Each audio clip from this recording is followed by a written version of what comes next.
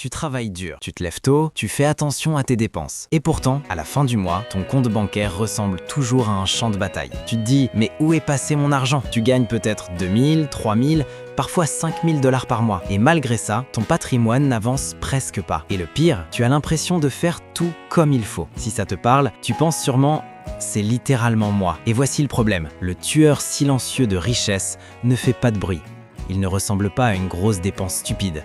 Il ne ressemble pas à une crise financière.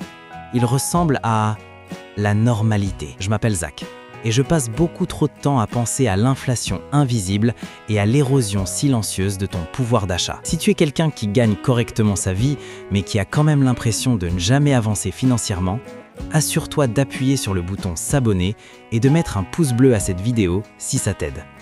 Aujourd'hui, on va parler du vrai tueur. Pas celui dont tout le monde parle. Pas arrête d'acheter du café, pas investi dans la crypto miracle. Non, on va parler de l'inflation de ton style de vie. Voici le truc. La plupart des gens pensent que devenir riche, c'est augmenter ses revenus. Mais ce n'est qu'à moitié vrai.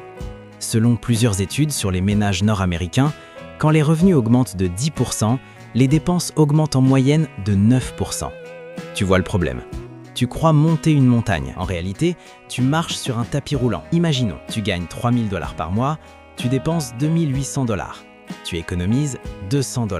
Un jour, tu obtiens une augmentation. Tu passes à 4000 $ par mois. Tu te dis, ça y est, là je vais accélérer. Mais quelques mois plus tard, nouvel appartement, nouvelle voiture, abonnement premium, vacances un peu plus méritées. Tu dépenses maintenant 3800 $. Résultat, tu économises toujours 200 $. C'est là que ça devient vraiment intéressant. Tu as augmenté ton niveau de vie, mais pas ton niveau de liberté. Et voici ce que la plupart des gens ne réalisent pas. Le vrai danger n'est pas la pauvreté, c'est le confort. Parce que le confort te fait croire que tout va bien. Psychologiquement, on appelle ça l'adaptation hédonique. Ton cerveau s'habitue à tout. Nouvelle voiture, incroyable pendant 2 semaines. Puis normale, puis insuffisante. Ton standard monte, toujours. Laisse-moi te poser une question. Si demain tu gagnes 10 000 $ par mois, est-ce que tu penses honnêtement que tu vivras comme aujourd'hui? Ou est-ce que tu upgraderais tout? Appartement, voiture, restaurant, cercle social,